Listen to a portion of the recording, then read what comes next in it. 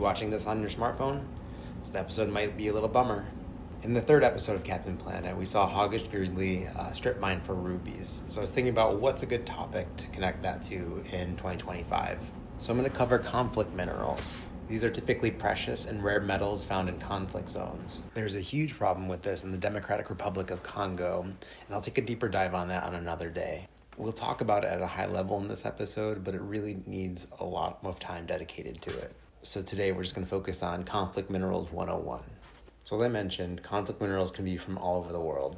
The Democratic Republic of the Congo, the Philippines, Brazil, and Ukraine, put a pin in that, they all have connections to these. The four big ones are these four behind me, usually abbreviated as 3TG: tantalum, tungsten, tin, and gold. They're found in a lot of our electronics. So a little bit of interesting history here with these. If you're an elder millennial like me, you might remember the Dodd-Frank Act. That was around for our first recession. I definitely don't want to get into that history with Obama and the Tea Party and everything that happened in that time of our lives. The Dodd-Frank Act was passed to help pull us out of that recession. Section 1502 in that act did pertain to these guys, though. It made companies that were publicly traded in the United States disclose any products that they use with these four in it. And these companies also had to tell how they were doing their due diligence to make sure that they were not coming from conflict zones. It was all really about supply chain transparency because the American consumer is pretty ignorant from where all that stuff is coming from, right? And the Dodd-Frank Act did just pertain to these coming from the Democratic Republic of the Congo. But recently the EU passed legislation that would make it a little more global. And this did work. In one example, in 2023, Apple cut 14 suppliers that didn't pass these regulations or standards. But of course, like life, it's not just black and white. There's a little bit of nuance to all of this. Even with oversight, minerals are still getting into our supply chains that are coming from these conflict areas. They simply get laundered in from other streams. An interesting point to show this is last year, Rwanda showed an increase in the export of coltan.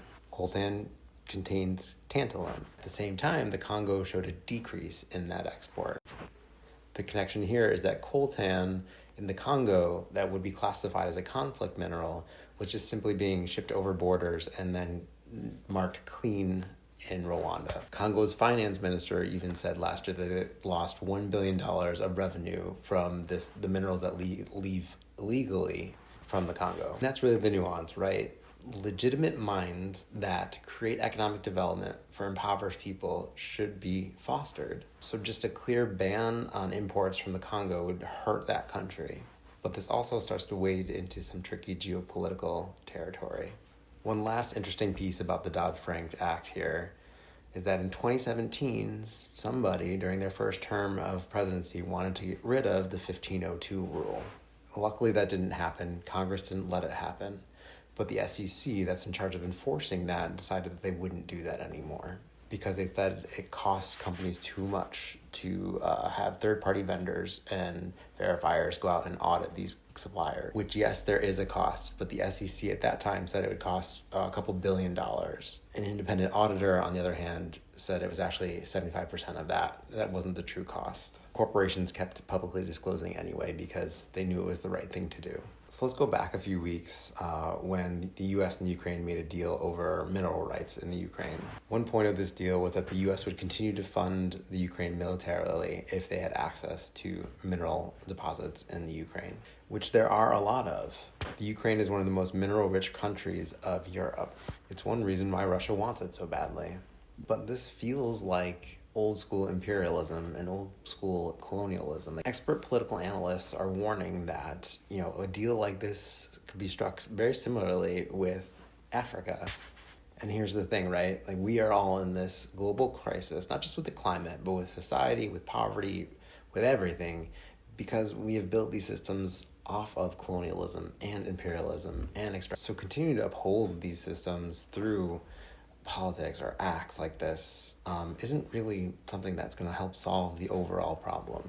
It's going to continue the cycle of war and keeping people in poverty and hate and oppression.